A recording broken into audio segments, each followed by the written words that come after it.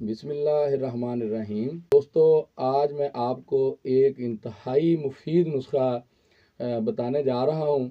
यूँ समझ लीजिए कि 100 मरज़ की एक दवा है और अल्हम्दुलिल्लाह तकरीबन हर इंसान को वो दवा फ़ायदा मंद साबित होगी। तो दोस्तों, आजकल के जो मसाइल हैं उनमें सबसे अहम तरीन जो मसाइल हैं वो हमारे वजूद के अंदर दो वजह से पैदा होते हैं। एक वजह होती है कि हमारे खून के अंदर तरसील का जो निज़ाम है वो दुरुस्त ना हो, यानी कि खून गाढ़ा हो जाए, ब्लॉकेज हो जाए, सही तरह खून की गर्दिश ना हो, उस वजह से मसाइल होते हैं। और दूसरी वजह होती है क़ुव्वत मुदाफ़ियत। तो दोस्तों, आज मैं आपको एक ऐसा नुस्खा बताने जा रहा हूँ। अगर आपके पेट के मसाइल हैं, मैदे के अमराज हैं, इन्फेक्शन है, बैक्टीरियल मसाइल हैं, या आपके अंदर दर्दें हैं, शुगर के मसाइल हैं, जिगर के मसाइल हैं, तो इंशाअल्लाह ताला आप उस नुस्खे को मुफीद पाएंगे। इंतहाई आसान और इंतहाई सस्ता नुस्खा है। 3 चीज़ें आपने लेनी है। नंबर 1 गंधक आंवला सार, नंबर 2 राई, नंबर 3 आपने लेना है तुम्मे के बीज निकाल के उसका गुद्दा लेना है। तुम्मा, कोड़ तुम्मा जिसे बोलते हैं, उसके बीज निकाल लेने हैं, उसका सिर्फ गुद्दा आपने लेना है। ये 3 चीज़ें हैं, इनको अच्छी तरह बारीक पीस लेना है और आधा चम्मच से कम इसको रात को सोते वक्त इस्तेमाल करना है। अब मैं आपको इन चीज़ों के फ़वाइद जो है वो भी बता देता हूँ कि जो गंधक आंवला सार है ये एक नहायत आला किस्म का एंटीबायोटिक है, जो कि एलोपैथिक की दुनिया में जितने भी एंटीबायोटिक हैं उनका एक सरताज किस्म का एंटीबायोटिक है। बेशुमार अद्वियात हैं जो इस एंटीबायोटिक से बनती हैं, गंधक आंवला सार से बनती हैं। गंधक आंवला सार जो है पेंसिलिन, जो एलोपैथिक में एक बड़ी मशहूर दवा है पेंसिलिन, वो भी गंधक से तैयार होती है। और सेप्ट्रान जो मशहूर ज़माना दवा है वो भी, उसके अंदर भी गंधक मौजूद होती है। और अक्सर एंटीबायोटिक जो है वो गंधक और पारे का मरकब होते हैं।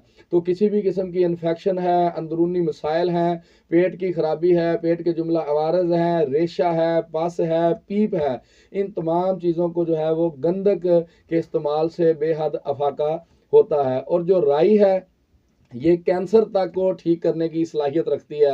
मूजी अमराज में जो है ना ये बहुत कारआमद साबित हुई है। जब गंधक के साथ राई मिलाकर दी जाती है तो वजूद के अंदर जो चीज़ें ब्लॉक हुई होती हैं, जिनको हमारा जिगर डिटॉक्सिफाई नहीं कर पाता, वो चीज़ें जिन्होंने हमारे वजूद से खारिज होना होता है लेकिन हमारे वजूद में रुकी हुई होती हैं, जिनकी वजह से हमें अंदरूनी घुटन, तंगी या कब्ज़ की शिकायत हो जाती है, या घुटन महसूस होती है, या नालियाँ हमें यूँ लगता है कि जैसे सिकुड़ी हुई हैं, तो उसमें ये इंतहाई कारआमद है। इसी तरह जब रसौलियाँ, गांठें और गिल्टियों के अंदर जब कैंसर पल रहा होता है तो राई और गंधक सोने से ज़्यादा काम करने वाली अद्वियात के तौर पर साबित हो सकती हैं। तो तीसरी चीज़ है तुम्मा। ये एक इंतहाई अहम तरीन चीज़ है। ये अल्हम्दुलिल्लाह हज़ारों अमराज में फ़ायदा मंद साबित हुई है कि अगर कोई शख्स इंसुलिन लगा रहा हो और वो सिर्फ तुम्मा, कोड़ तुम्मा जिसे बोलते हैं पंजाबी में, तुम्मे को पिसवा के रख ले और बिलखसूस जो ग्रीन तुम्मा होता है, हरे रंग का तुम्मा होता है, उसका पानी निकाल ले और चने जो होते हैं उनको भिगो दे, पानी के साथ उन चनों को भिगो दे तुम्मे के पानी से। तो जब वो खुश्क हो जाए फिर उनको भिगो दे, फिर खुश्क हो जाए फिर भिगो दे। इस तरह 7 दफ़ा उसको खरल करे, चनों को पाउडर करे तुम्मे के पानी में, और वो कैप्सूल बना के रख ले, या उसे वैसे आधा चम्मच जो है वो सुबह शाम खाना खाने के बाद ले ले। इंशाअल्लाह ताला इंसुलिन से निजात हासिल हो जाएगी।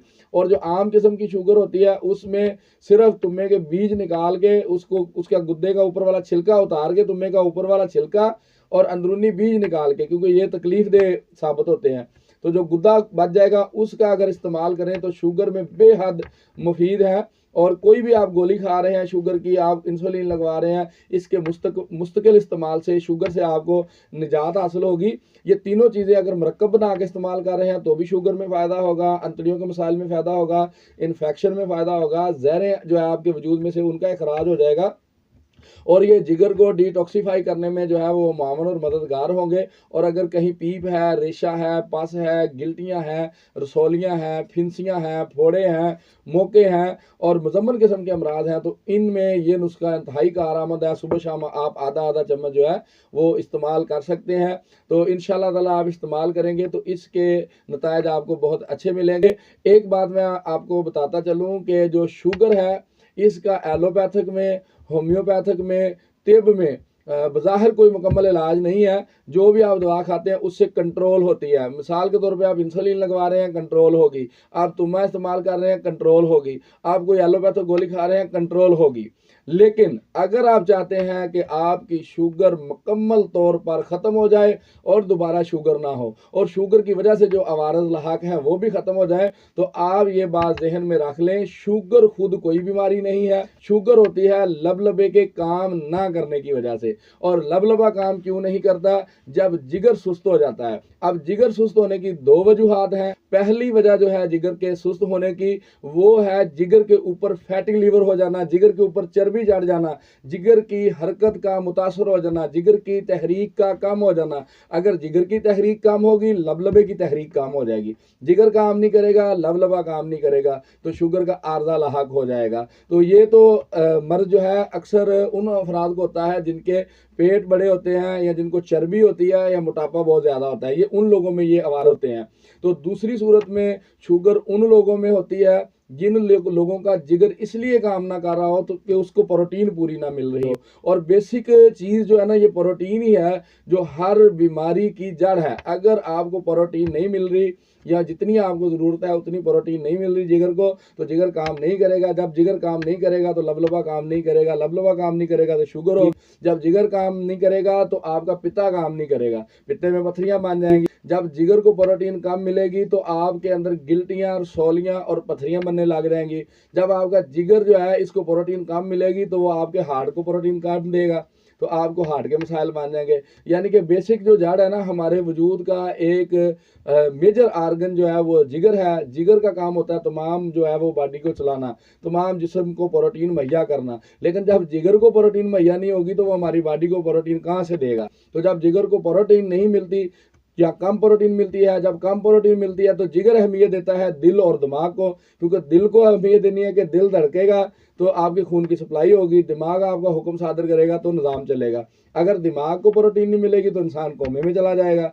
और अगर दिल को प्रोटीन नहीं जिगर देगा तो हार्ट आपका काम दुरुस्त नहीं करेगा, हार्ट के वायरस पैदा होने से भी आपको हार्ट अटैक या पेचीदा मसाइल आ सकते हैं। तो जिगर सबसे ज़्यादा अहमियत देता है दिल और दिमाग को। अगर उसके बाद एक्स्ट्रा प्रोटीन होती है तो हमारी बाकी बॉडी को देता है। अब हमने देखना यह है कि हम क्या रोज़ाना वो प्रोटीन ले रहे हैं जितनी इंसान को ज़रूरत है। तो प्रोटीन कम अज़ कम एक इंसान को 50 ग्राम से 100 ग्राम चाहिए होती है। हमारे जो औसत एक तंदुरुस्त आदमी का वज़न होता है वो 70 किलो से 75 किलो होता है, 70 से 75 के दरमियान होता है। तो जब किसी का 70 प्लस वजन है तो उसे 80 ग्राम, 80 ग्राम या 75 ग्राम कम अज़ कम प्रोटीन रोज़ाना दरकार होती है। और अक्सर जो लोग मोटापे का शिकार होते हैं उनका वज़न 100 या 100 प्लस होता है, तो उनके लिए 100 ग्राम प्रोटीन बहुत ही ज़रूरी होती है। अगर इससे कम प्रोटीन लेते हैं तो फिर उनको भी सेहत के मुख्तलिफ मसाइल होते हैं, हड्डियों में दर्द रहता है। जब एक बंदे का वज़न 100 किलो है तो प्रोटीन पूरी नहीं मिलेगी तो पट्ठे दर्द करेंगे, तो उसकी हड्डियां भी दर्द करेंगी। तो इसी तरह अगर प्रोटीन मुकम्मल तौर पर अगर भरपूर तरीके से मिले, जितना वज़न हो, 100 किलो वज़न है तो 100 ग्राम मिले, 80 किलो है तो 80 ग्राम मिले, 70 किलो वज़न है तो 70 ग्राम मिले, तो कोई भी बीमारी है अगर आप मुनासिब मकदार में प्रोटीन लेते हैं तो अल्हम्दुलिल्लाह बीमारी खुद ब खुद ही ख़त्म हो जाती है। तो शुगर के मरीज़ों के लिए ये ख़ास बात है कि वो प्रोटीन लें जो उनको पचती हो। मिसाल के तौर पे अगर कोई बंदा अंडों से प्रोटीन लेना चाहता है तो अगर उसका ब्लड प्रेशर हाई होता है तो वह जर्दी ना ले, सिर्फ 4, 5, 6 अंडे सुबह ले ले तो उसमें आपको प्रोटीन मिल जाएगी। उसमें आपको अंडे में होती है 10 से 12 ग्राम प्रोटीन, अगर आप जर्दी स्किप कर देते हैं तो 5 से 6 ग्राम होती है। आप 5 अंडे लेते हैं 25 ग्राम आपको अंडों से मिल जाएगी। इसी तरह गोश्त, जो गोश्त आपकी तबीयत के मुआफ़िक आप वो लें। मछली का गोश्त सभी लोग खा सकते हैं, अगर समझ ना आए कि कौन सा गोश्त आपके लिए बेहतर है तो मछली का गोश्त आप खा सकते हैं। बाकी अपने डॉक्टर से मशवरा कर सकते हैं या ऑनलाइन हमसे कंसल्टेशन करके अपना ग़िज़ाई चार्ट जो है वो आप बनवा सकते हैं। तो इसी तरह गौर कीजिएगा कि इंसान का जो दिमाग है अल्लाह ताला ने ये सबसे ऊपर बनाया है, तो दिमाग के अंदर अल्लाह पाक ने जो सलाहियत रखी है, तो इसकी मेजर जो खुराक है ना वो है मिठास। आपको कुदरती मिठास मिले, कुदरती खुराक, आपका सुबह का नाश्ता जो है ना वो मीठा हो, ड्राई फ्रूट वगैरह हो, आप रात को पानी में भिगो दें, सुबह उसका नाश्ता करें, या आपका मीठा नेचुरल मीठा हो, सुबह नाश्ते में लेते हैं, तो आपका दिमाग सारा दिन एक्टिव रहेगा। इसी तरह जो दिल की खुराक है ना, ये तेज़ाब है, एसिड है। अगर आप सिरके का इस्तेमाल करते हैं या ऐसी चीज़ें जिनके अंदर विटामिन सी है, अस्कार्बन एसिड है, जैसे कि आप ऑरेंज ले सकते हैं, और ऐसी चीज़ें जो जैसे कि सिरका है, सिरके का इस्तेमाल करते हैं, तो ये आपके दिल के अंदर लोथड़े नहीं बनने देगा, खून को गाढ़ा नहीं होने देगा, आपको कभी भी दिल का कोई आर्जा लाक नहीं हो सकता। इसी तरह पट्ठों की खुराक प्रोटीन है, और इंसान का जो ज़्यादा निज़ाम है ना वो पट्ठों पे चलता है। तो सबसे ज़्यादा जिस चीज़ की ज़रूरत होती है वो होती है प्रोटीन। तो प्रोटीन के बहुत से सोर्सेज हैं, तो आप हमारी नेक्स्ट वीडियो में प्रोटीन के हवाले से मालूमात हासिल कर सकते हैं। इंशाल्लाह ताला जो नई वीडियो होगी उसमें प्रोटीन के हवाले से इंशाल्लाह ताला बात की जाएगी कि प्रोटीन किन चीज़ों में कितनी होती है, और एक इंसान को यौमिया जितनी चाहिए तो वो किन चीज़ों से हासिल कर सकता है, और उसके इस्तेमाल से किस तरह फ़ायदा हासिल कर सकता है। अगर आप किसी किस्म की ऑनलाइन कंसल्टेशन चाहते हैं तो आप स्क्रीन पर दिए गए नंबर पे हमारे साथ रब्ता कर सकते हैं। नई वीडियो तक के लिए डॉक्टर अबू कुमकाम हाँ जंजुआ को इजाज़त दीजिए। तब तक के लिए अल्लाह हाफ़िज़।